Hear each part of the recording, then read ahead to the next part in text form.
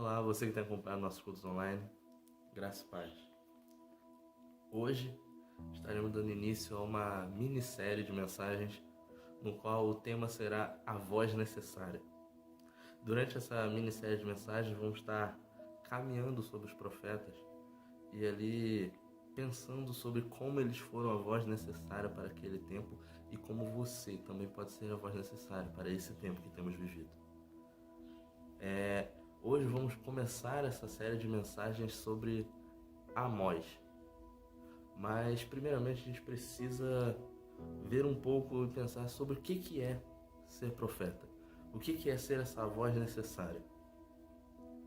Os profetas normalmente eles aparecem em momentos de crise, no qual se faz necessário, as condições sociais requerem que ele apareça ali naquele momento.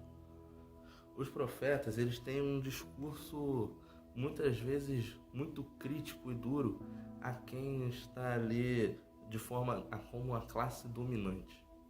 Mas isso aí também não quer dizer que o profeta ele apenas vai ser duro com a classe dominante, mas na verdade o profeta, muitas das vezes, ele também é duro com o povo. Ele, em poucos casos, vai trazer palavras de ânimo, de incentivo e mostrando a intervenção do Senhor na vida desses poucos fiéis, vamos chamar assim. Os profetas, se a gente parar para pensar o que de fato eles são, a gente vai voltar um pouco na origem da nossa própria língua, lá no latim, no grego, e vai ver que o profeta ele vem da mesma origem do proclamar. Ele é aquele que proclama algo. E se formos lá no hebraico, onde nós temos ali uma das línguas originais da Bíblia, vamos ver que a palavra Navi, que é da onde sai a palavra profeta, que tem a tradução da palavra profeta, também tem essa mesma ideia de mensageiro. Então o profeta sim é um mensageiro que traz uma mensagem que muitas vezes é de crítica à infidelidade do povo, à infidelidade de quem está ali recebendo essa mensagem. E o profeta ele vai atacar muito veemente a idolatria. Só que a gente se engana um pouco ao pensar em ver idolatria e pensar apenas em outros deuses. Porque na verdade a gente pode pensar de três formas diferentes a idolatria. Nós temos a idolatria religiosa, no qual de fato temos alguém colocando um outro Deus no lugar do Deus, do nosso Deus, do verdadeiro Deus. Nós temos também a idolatria política, no qual é colocado o poder, no qual é colocado um governante, seja o qual for, seja um rei, seja uma outra espécie de governância, como símbolo de poder, como símbolo de Deus. Também a idolatria econômica, no qual é colocado o dinheiro acima de Deus, no qual é colocado a riqueza como sendo algo a se colocar no lugar de Deus. Na verdade, a idolatria econômica, ela pode até mesmo ter dois lados. Ela pode ser uma idolatria econômica no qual a riqueza é mais importante e a idolatria econômica no qual a pobreza é mais importante, porque sim, há quem acredite nisso. E tendo tudo isso em mente, isso é importante para a gente conhecer um pouco daquilo que nós vamos falar hoje.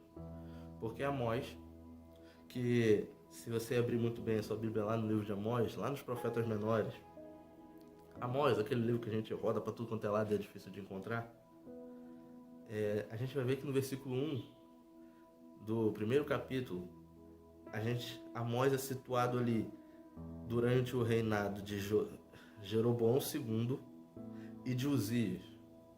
Jeroboão II, rei de Israel, e Uzias, rei de Judá. Isso ali dá mais ou menos 760 a.C., tá? E é importante falar sobre esses reis porque a gente já percebe que aqui durante esse período já temos o reino dividido. Toda aquela história com o filho de Salomão, que houve a divisão do reino, isso já aconteceu. Portanto, aqui existe o reino de Israel no norte e o reino de Judá no sul. Isso é muito importante para o que vamos fazer ali na frente.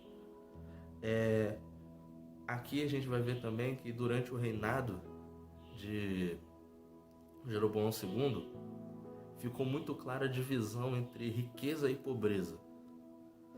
Ficou muito forte isso. Na verdade, houve de fato uma separação entre a galera que tinha dinheiro e a galera que não tinha dinheiro.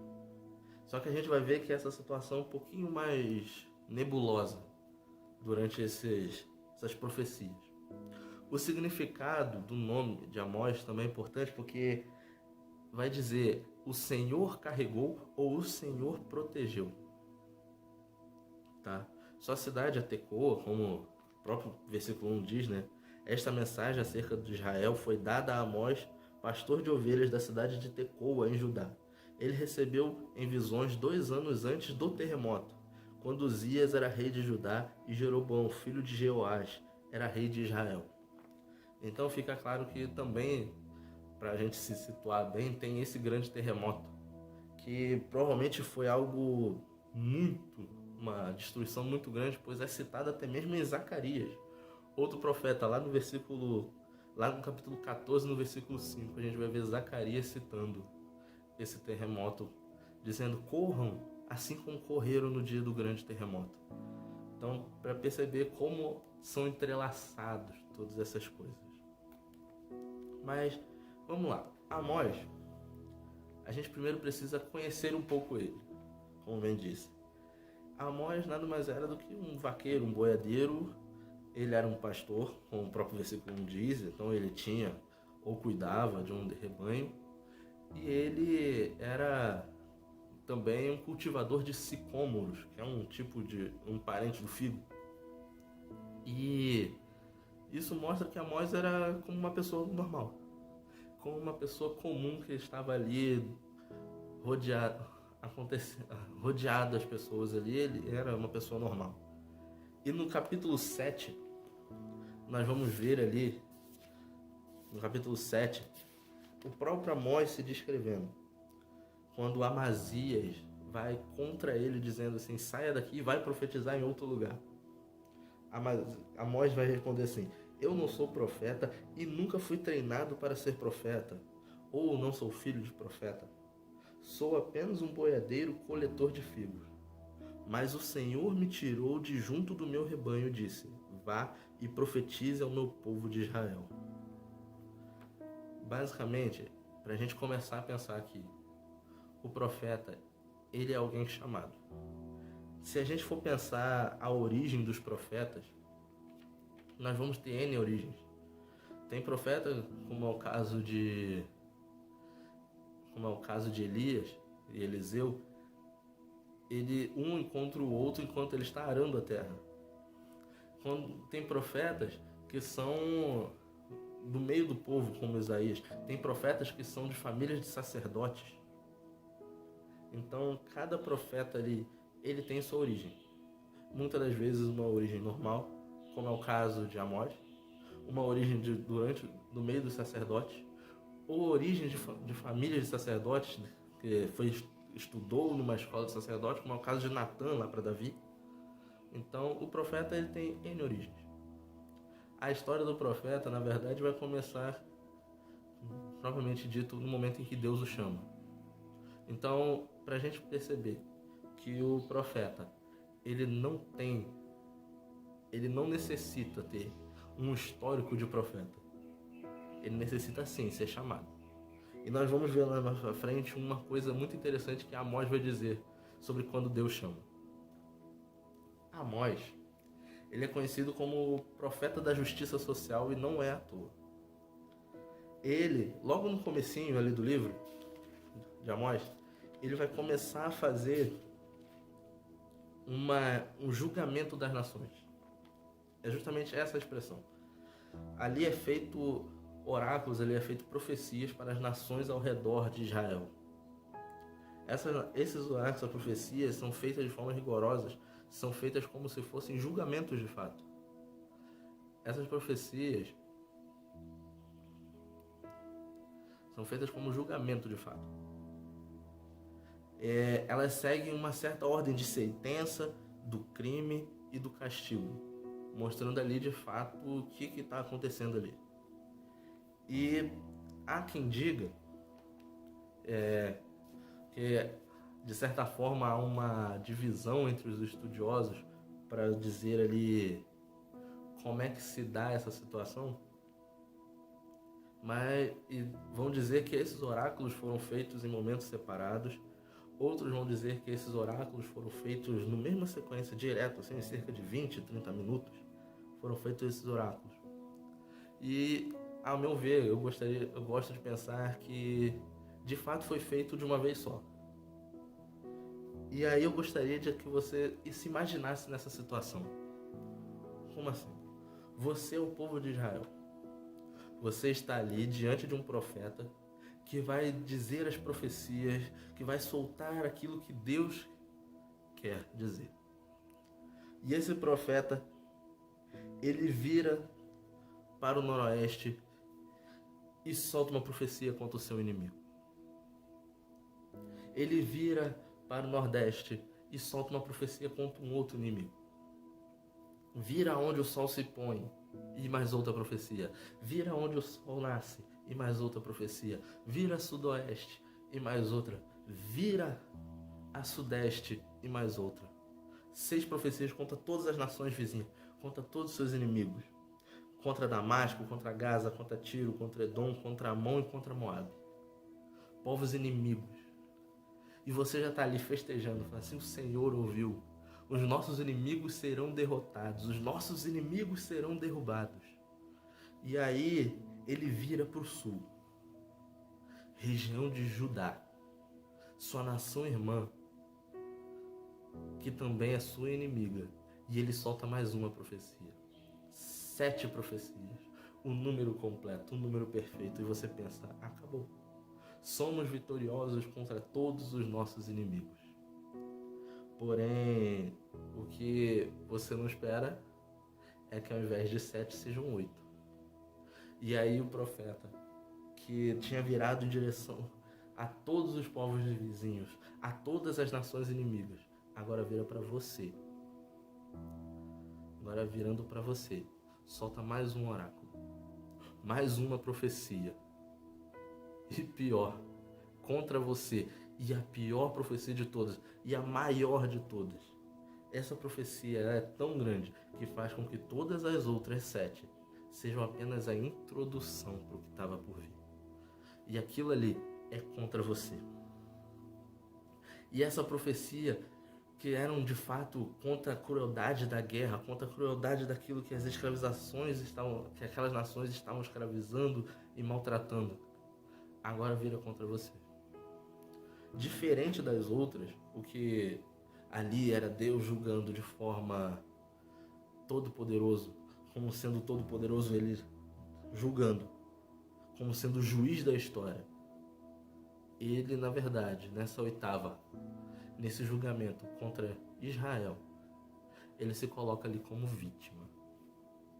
Não sendo vitimista, mas na verdade mostrando o que Israel fez contra ele. Não o que Israel fez contra os povos vizinhos, não.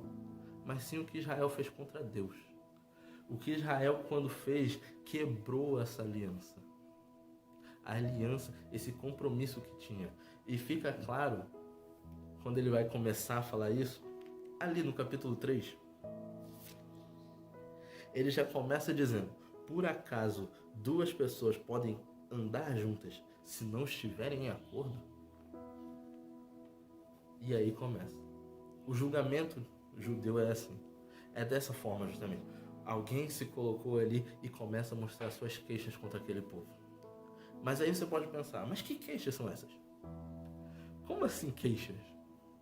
O que eles fizeram? São pouquinhas coisas, na verdade. Os oráculos são... a profecia que Deus faz, faz através de Amós é a seguinte. Eles têm vendido o justo por dinheiro. Basicamente, eles têm desprezado quem tem devido. Eles têm vendido aquele que é justo por dinheiro. Eles têm escravizado o indigente por um par de sandálias.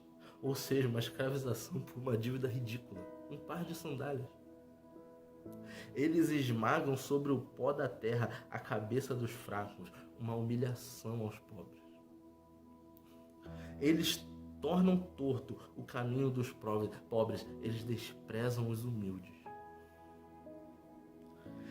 Um homem e seu pai vão à mesma jovem, basicamente dizendo que eles oprimem as empregadas, as escravas. Se estendem sobre vestes penhorosas ao lado de qualquer altar. A falta de misericórdia com os empréstimos. Eles têm tido falta de misericórdia. Bebem vinho daqueles que estão sujeitos a multas na casa de seu Deus. Eles têm feito mau uso de impostos e de multas. E aí você para e pensa assim, ué, isso parece tão atual, não? Sim, de fato. Só que aqui se torna até um pouco pior, porque aqui quem está fazendo isso é a mesma galera que fez aliança com Deus. É a mesma galera que fez uma aliança com o Senhor. A aliança que diz amar o próximo. E você pode até mesmo dizer, como assim amar o próximo? Quem disse isso foi Jesus. Não, isso está lá em Levítico. Amar o próximo como a si mesmo. E a diferença desse próximo é que aqui eles estão fazendo isso com o próprio povo. Com o próprio povo. Eles têm desprezado o próprio povo. É isso que tem acontecido. É isso que Amós vem dizer. Por isso que Amós é a voz necessária. Amós, nesse momento aqui, ele está clamando por justiça. Ele está mostrando que Deus quer justiça. O povo aqui, ele já tinha largado. Ele já tinha se afastado completamente. Ele já tinha rompido 100% com a aliança com o Senhor. É um povo idólatra. E não apenas idólatra por adorar outros deuses, mas idólatra por aquilo que eu falei lá no início. Lembra da idolatria religiosa, da idolatria política, da idolatria econômica, no qual eles têm adorado simplesmente outros deuses. Ele tem adorado o poder, ele tem adorado as riquezas. E sim, nesse livro é pesado, é duro, é um texto, é uma profecia que marca ali de fato qual seria o final de Israel. Para Amós, é claro que no momento que você lê, Israel pode ser atacado a qualquer momento e simplesmente desaparecer. E se você olhar, continuar seguindo toda a história, você vai ver que é de fato isso que acontece. A nação do norte, Israel, desaparece. E só fica a nação do sul, Judá. E enquanto eu preparava essa mensagem, ficava latejando em minha mente um texto, uma fala de Jesus, que ele disse num sermão conhecido nosso. Na verdade, o sermão mais famoso dele, o Sermão do Monte. Nesse sermão, Jesus ele vai dizer lá no capítulo 5 de Mateus, no versículo 6, bem-aventurado são aqueles que têm fome e sede de justiça, porque eles serão fartos.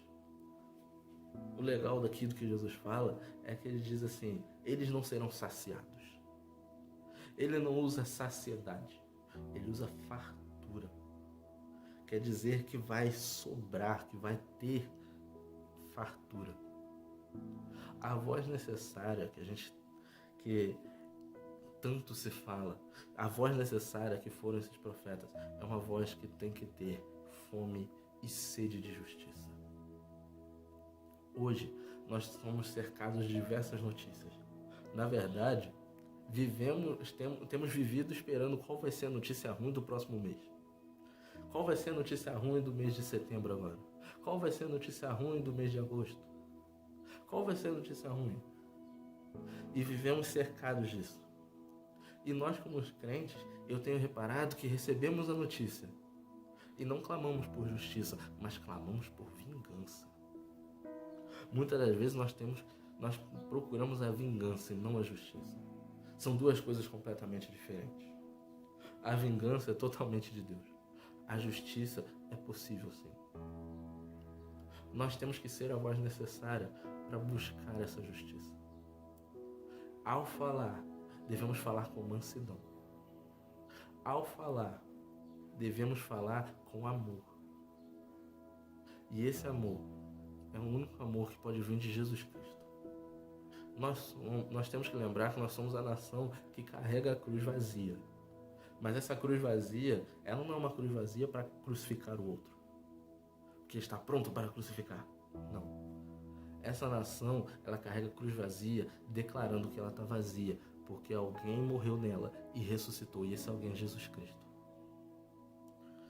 Esse foi o maior ato de justiça, que também é o maior ato de amor, no qual Deus decidiu pagar o preço do pecado, que era o preço, que era a morte. Ele decidiu pagar para que nós pudéssemos ser justos, para que nós pudéssemos ser justificados, para que assim nós pudéssemos ter acesso a Ele. Devemos sim buscar a justiça, devemos sim fazer isso, mas em amor. Amós, quando ele declarou todas essas coisas, ele não estava feliz. Era o povo dele. Ele estava de fato ali triste, porque tinha que declarar essas coisas. E nós vamos ver no decorrer dessa série que os demais profetas, ao declarar essas coisas, eles não estavam felizes. Eles não estavam felizes, vocês vão morrer por causa disso. Não, muito pelo contrário. Os profetas estão tristes porque são o povo dele. É o povo dele fazendo coisa errada. E é o povo dele que vai sofrer por causa disso. É o povo dele que vai sofrer por causa disso. E fica claro uma coisa. No capítulo 5 de Amós, vai ter Amós mostrando o que é ser de fato profeta. Ele coloca 2 exemplos bem fáceis. Dizendo assim, o leão ruge. Quem não vai temer? De fato, um leão ruge. Quem não vai temer o rugido de um leão? Dá para você ouvir quilômetros de distância. Não é à toa que ele é o rei. Vai dizer que ele é o rei da selva. E logo em sequência ele diz, o Senhor falou, quem não profetizará? Isso fica claro que quando Deus manda, é dever nosso falar. Quando Deus manda nós falarmos, quando Deus manda, é dever nosso falar. É impossível não falar. Temos passado, de fato, por momentos de crise. Temos vivido uma crise enorme.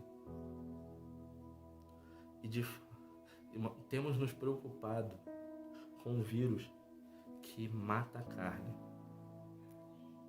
Só que temos esquecido de combater o vírus que tem matado a nossa alma, o vírus que tem matado os nossos relacionamentos, que é o vírus do pecado. Que esse vírus ele tem se demonstrado em diversas formas, como crimes, como racismo de diversas formas, como preconceitos de diversas formas, para falar a verdade. Esse vírus, esse pecado, tem se demonstrado como a falta de amor. Tem se demonstrado como simplesmente a apatia. Nos colocando simplesmente apáticos, paralisados, sem reação, sem emoção, diante do desespero dos outros. Temos visto um número crescente de mortes e isso tem nos deixado apáticos. Temos visto diversos casos de crimes das piores formas. Chega uma hora que isso nos torna apáticos. E isso tem nos tornado cada dia mais e mais e mais apáticos. Temos de fato que combater esse vírus. E a vacina contra esse vírus, ela já está pronta. Na verdade, a vacina contra esse vírus está preparada e simplesmente esperando que você seja vacinado. A vacina desse vírus é o sangue de Cristo. O sangue do Cordeiro. E se você já está vacinado com essa vacina, se você já recebeu o sangue de Cristo na tua vida, então seja a voz necessária nesse tempo para declarar que há cura para todas essas coisas, para declarar que há o fim para todas essas coisas. Não fique calado, porque de fato Deus já falou. E agora basta nós sermos essa voz necessária do nosso tempo. Minha oração é que você seja a voz necessária nesse tempo. Que você, independente de onde estiver, independente de como estiver ouvindo essa mensagem, que você seja a voz necessária nesse tempo. Que não seja necessário levantar uma voz para trazer um juízo de fim, mas sim levantar uma voz para trazer a esperança. Que seja você essa voz necessária. Que a graça de Deus seja sobre sua vida, sobre sua família, aonde você estiver. Até a próxima.